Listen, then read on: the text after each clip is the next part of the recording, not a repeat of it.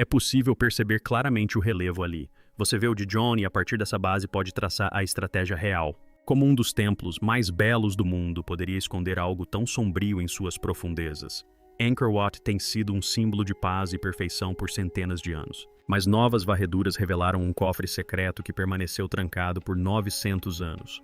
Não havia ouro ou riquezas lá dentro.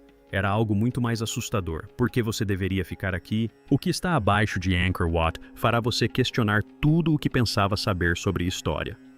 O nascimento de um templo cósmico. Um rei no meio da savana cambojana teve a ideia de construir o paraíso há 900 anos. Seu nome era Surya Varman II e ele era rei do Império Khmer. Era tão grande que seu povo não conseguia nem vê-lo. Ele queria um memorial que não apenas se destacasse de seus inimigos, mas que também durasse para sempre. Não era apenas um templo que surgiu do meio da mata. Era um mapa de pedra do mundo inteiro. Era conhecido como Angkor Wat. Suas torres vistas de longe parecem botões de lótus que se elevam em direção ao céu. De perto, cada bloco em talhe e curva segue um padrão tão preciso que os engenheiros ainda não conseguem acreditar. É uma das construções mais complexas do mundo, e as pessoas que a construíram não tinham aço-guindastes ou computadores. Angkor Wat não foi construído para ser um local de oração comum. Ele foi concebido para se parecer com o Monte Meu, a colina mítica no centro do universo lar dos deuses. Suas 5 torres lembravam os picos de uma montanha, e seus jardins representavam as camadas do céu, o mundo dos homens, o mundo dos espíritos e o reino divino. A cada passo dado, as pessoas se aproximavam do paraíso. Havia um oceano ao redor desse mundo feito de pedras. Não era a água do céu, mas a água que as pessoas haviam cavado. O templo era cercado por 4 grandes moes, cujas laterais refletiam a luz como espelhos. E não eram apenas para enfeitar. Eles representavam o mar cósmico que separava os humanos dos deuses. Mas havia ciência rigorosa por trás daquela poesia. Aqueles moes mantinham o templo fresco, absorviam as enchentes e mantinham a construção de pé através de centenas de anos de tempestades. Os engenheiros Khmer escondiam tecnologia em coisas que pareciam bonitas. As paredes internas do edifício se transformaram em histórias deusas lutando, dançarinas congeladas no tempo, e o rei cercado por deuses eram retratados em paredes de arenito com centenas de metros de comprimento. Era tanto uma oração quanto uma estratégia de marketing para mostrar que o rei era um com os deuses, e não apenas abençoado por eles. O rei era a ligação entre o céu e a terra para o seu povo. Questionar o seu poder era como questionar a ordem do universo. A forma como Angkor foi construída é ainda mais insana. O arenito vinha de minas a mais de 50 quilômetros de distância. As juntas entre os blocos eram tão justas que não cabia nenhuma folha de papel entre elas. Os 2 blocos eram tão pesados quanto carros não de cimento. Não havia cola. Era apenas matemática perfeita e equilibrada à mão e que permanece forte mesmo após 900 anos de tempo. Calor e chuva. Cada pedra, parede e degrau era uma oração eterna. Juntos contavam uma história. As pessoas podiam alcançar os deuses se construíssem alto o suficiente, acreditassem profundamente o suficiente e seguissem as regras à risca. Angkor Wat era um templo de amor e genialidade que permaneceu de pé por centenas de anos. Era tão perfeito que até a natureza parecia se curvar diante dele. Mas as falhas na perfeição tendem a permanecer ocultas. Junto com as decorações brilhantes e a água calma, pequenos detalhes começaram a revelar que o projeto escondia algo mais, algo que não deveria ser visto. Os moradores diziam que havia lugares onde o chão parecia vazio, as lâmpadas perdiam o brilho quando não havia vento e ninguém ousava cavar. Disseram que o edifício que parecia o paraíso também guardava algo do inferno. Logo, as pessoas seguiriam esses sussurros, pois estavam determinadas a descobrir o que os deuses tentavam esconder. O sussurro da selva. Durante séculos, os moradores que viviam perto de Angkor Wat não a viam como um ponto turístico ou uma fonte de prazer. Para eles era um lugar vivo. Parecia respirar quando o vento soprava sobre seus montes. Quando o trovão atingia suas torres, era como se os deuses estivessem despertando. Quando o solo sob os arrozais emitia um som oco, eles não se aproximavam, simplesmente davam meia volta. Os moradores da vila falavam de áreas inquietas onde nem mesmo os pássaros se atreviam a ficar. Monges diziam às pessoas para não se aproximarem de certas paredes à noite, pois o ar parecia pesado, como se algo estivesse à espreita lá embaixo. Não eram apenas histórias de fantasmas, eram conselhos transmitidos de geração em geração. Não acorde o que dorme sob as pedras. Então um dia um estranho quebrou o silêncio. Hri Muho, um naturalista francês, adentrou a mata cambojana em 1860 Ele não buscava riquezas. Foi para coletar plantas, insetos e artefatos para museus na Europa. A mata, porém, tinha outros planos. A viagem foi terrível. Ele sentia o ar grudando em si como vapor. Sanguessugas subiam por suas pernas e o chão estava tão úmido que corroía suas botas. A vegetação ficava cada vez mais densa à medida que ele se aprofundava, até que o verde parecia não ter fim. Então ele viu coisas que não pertenciam à floresta. Linhas retas, arestas afiadas e pináculos erguendo-se onde não deveriam existir árvores. Foi como se uma cortina tivesse caído quando ele cortou as vinhas. Uma cidade de pedra se erguia diante dele. Rostos rachados de deuses espreitavam das muralhas. Ao longo da escadaria que descia para as sombras, serpentes se enroscavam.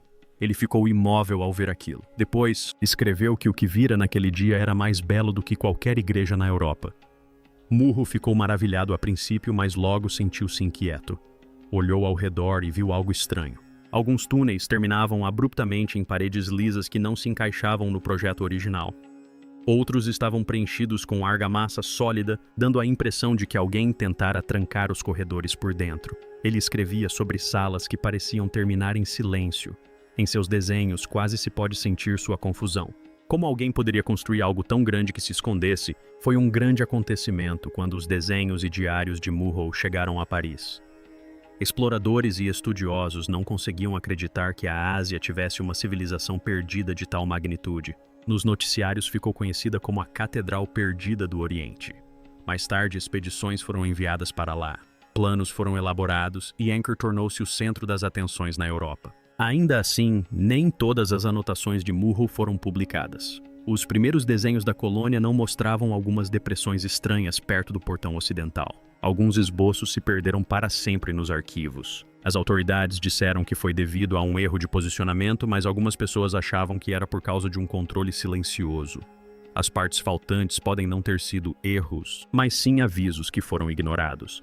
As pessoas no Camboja se mantinham afastadas umas das outras. Disseram que os trabalhadores que tocaram nas paredes erradas adoeceram sem motivo aparente. As lanternas se apagaram porque não havia vento. Um trabalhador disse que os cinzéis resistiram à pedra, o que sugere que o templo não se abriria. Guardiões em forma de serpente, chamados de esculturas naga, foram feitos ao redor dessas áreas seladas. Seus olhos estavam fixos no chão. A mensagem era clara, aquelas não eram portas para atravessar. Eram paredes que deveriam conter algo. Estrangeiros continuavam a escavar, a fazer mapas e a reparar as coisas. Mas não faziam ideia de que estavam sobre um segredo guardado a 7 chaves por milhares de anos por reis e nações. O mundo se maravilhava com a beleza acima do solo. Mas a verdadeira história ainda estava enterrada abaixo, trancada em salas.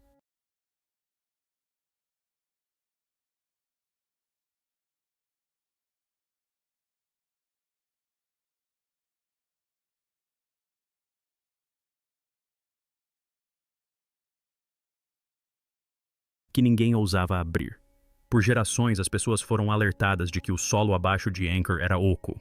O ar abaixo dele era pesado e os deuses inquietos. Mas quando a ciência substituiu, a superstição e lasers cortaram a selva, esses rumores se tornaram fatos. O que encontraram sob a terra mudaria tudo o que pensávamos saber sobre Anchor. A cidade sob a selva. A verdadeira forma de Angkor Wat permaneceu oculta por anos devido ao seu sucesso. O templo era famoso alvo de tiros, restaurado e visitado por milhões de pessoas. Mas ninguém conseguia ver o quão imenso ele realmente era. Estava cercado por muita selva e muita terra. Os vestígios de tudo o que ali existia haviam sido soterrados por tempestades ao longo de centenas de anos. A olho nu, Angkor Wat parecia ser o único edifício belo em um mar verde. Mas isso era apenas um truque. Tudo mudou quando os cientistas trocaram as ferramentas pelos lasers. No início de 2010, pesquisadores enviaram o LiDAR, uma tecnologia que emite milhões de pulsos de laser por segundo em direção ao solo para o céu a partir de aviões. Cada pulso atingia folhas, galhos e terra, retornando em seguida aos sensores. Isso permite que os computadores removam camadas da selva e reconstruam o que estava por baixo. Era como tornar as árvores transparentes. A tela se iluminou quando as primeiras imagens chegaram. Onde antes havia árvores, agora existem estradas. Havia grades onde deveria haver caos. O solo da selva não era aleatório, foi planejado. Isso mesmo. E encontraram uma cidade em vez de um templo. Um mapa digital revelou uma teia de estradas, canais e bairros que cobria centenas de quilômetros quadrados, algo que um explorador a pé jamais conseguiria ver. Angkor era mais do que apenas o maior edifício religioso do mundo. Era também o centro de uma mega-cidade há muito perdida, tão grande quanto as capitais do Velho Mundo. Cada linha de dados traçada a laser alterava o passado. Um mundo de água foi construído pelos construtores Kamar. Canais levavam água aos arrozais. Reservatórios armazenavam as chuvas das monções como baterias. E os canais mantinham a cidade fresca quando o calor ficava insuportável. Isso controlava o clima centenas de anos antes da existência da energia elétrica. É por isso que as pessoas no passado começaram a chamá-la de cidade hidráulica. Ninguém viu o que estava escondido nos dados. No interior do templo, sob a parte mais sagrada, o santuário central, os lasers encontraram formas que não se encaixavam, quadrados retos, linhas nítidas. As fundações de Angkor Wat estavam perfeitamente alinhadas com os espaços vazios. Não eram apenas espaços vazios, eram planejados. Os pesquisadores ficaram chocados com a descoberta. Alguns disseram que essas formas eram depósitos de fundação, pequenos buracos que os construtores antigos às vezes usavam para cerimônias de bênção de um novo edifício. Mas esses depósitos geralmente tinham apenas alguns metros de profundidade. Não eram enormes buracos geométricos que atravessavam o cômodo mais sagrado. Alguns pensaram que poderiam ser formas naturais, mas a simetria era perfeita demais para ser um erro. Houve uma divisão no mundo científico. Alguns diziam para outros esperarem, pois os dados não eram provas conclusivas. Outros afirmavam ser errado ignorar tendências tão claras. As imagens pareciam falsas, como se tivessem sido feitas propositalmente e fossem antigas. Se forem verdadeiras, poderiam comprovar os rumores mais antigos sobre a existência de salas secretas sob Angkor Wat. Os resultados me fizeram questionar se os construtores de Camair haviam erguido o templo tanto para cima quanto para baixo em direção ao céu e para dentro da terra. A diferença era muito nítida. Vistas de cima, as torres alcançavam o paraíso de Vishnu. Abaixo, algo mais permanecia oculto e intocado: o sopro da montanha. Em 2020, o interesse transformou-se em obsessão. As histórias, os dados falsos e os planos desaparecidos levavam à mesma conclusão: havia algo escondido sob Angkor Wat. Optaram por olhar através da pedra algo que nenhum viajante ou monge jamais fizera. Com um radar de penetração no solo e sensores microsísmicos, um grupo de arqueólogos, engenheiros e especialistas em imagens digitais de todo o mundo chegou ao local. O que mais lhes interessava era a calçada ocidental por onde todos os peregrinos costumavam entrar e o santuário central construído para os deuses. Era como se um batimento cardíaco estivesse sendo lido a partir dos sons das ondas pulsadas dos instrumentos que penetravam no solo. Cada varredura enviava de volta camadas de cor e som, transformando centenas de anos de silêncio em informação. À primeira vista parecia normal. As fundações eram espessas e a areia compactada, sinais comuns de construções antigas. As coisas mudaram depois disso. Em vez de rocha sólida, os sensores detectaram o vazio na forma de longos vãos horizontais sob os santuários. Ainda mais estranho, esses buracos eram revestidos com uma pedra mais espessa do que qualquer coisa acima deles. Parecia que as melhores habilidades de engenharia não haviam sido aplicadas na construção visível a todos, mas sim na que estava escondida abaixo dela. Não fazia sentido encontrar aquilo. Por que sustentar o que não pode ser visto? Por que tanto esforço para impedir o acesso das pessoas a algo que não deveria estar ali? Outros pensaram ter visto tumbas secretas ou salas usadas para rituais. Mas os dados só aumentavam o mistério. Corredores que se ramificavam como veias e convergiam sob a torre principal. Então as coisas deram errado. Uma pequena parte da ponte oeste desabou repentinamente durante as varreduras. O incidente assustou a equipe, mas ninguém ficou ferido. Alguns sensores apresentaram problemas. As conexões ficaram curtas e alguns dispositivos simplesmente pararam de funcionar, como se a Terra os rejeitasse. Assim que a energia voltou para um dos scanners, uma imagem surgiu na tela. Um padrão de entalhe tênue que parecia estranhamente familiar. Parecia serpentes naga enroladas em pessoas. Os trabalhadores locais recuaram. Algumas pessoas se recusaram a continuar. Aqueles que viram as marcas disseram que eram avisos. Os mesmos símbolos podiam ser encontrados nas portas trancadas do templo. Diziam que acordá-las despertaria o que quer que estivesse dormindo lá embaixo e os puniria. Todos os olhos estavam voltados para eles. Jornalistas rondavam as proximidades e os apoiadores queriam resultados. À medida que os cientistas sentiam cada vez mais pressão, eles continuaram. Eles religaram as máquinas, ampliaram a grade de varredura e enviaram pulsos mais profundamente no solo. As linhas do radar ficaram mais nítidas e então eles viram com certeza. Da plataforma central havia um único corredor que descia. Seu contorno era nítido contra a rocha. Não se tratava de uma falha ou fenda natural, mas sim de uma passagem. A escavação começou pela manhã. Raízes e entulho bloqueavam cada movimento, fazendo com que a entrada parecesse um emaranhado de veias. Após horas, a última camada de solo finalmente cedeu, revelando um pequeno recorte na pedra que levava à escuridão. Um ar denso e frio emanou. Silêncio tomou conta da selva. A montanha dos deuses finalmente soltou um suspiro após 900 anos de silêncio. O que havia além desse suspiro mudaria tudo. A descoberta da câmara era estreito demais para uma pessoa passar pela porta.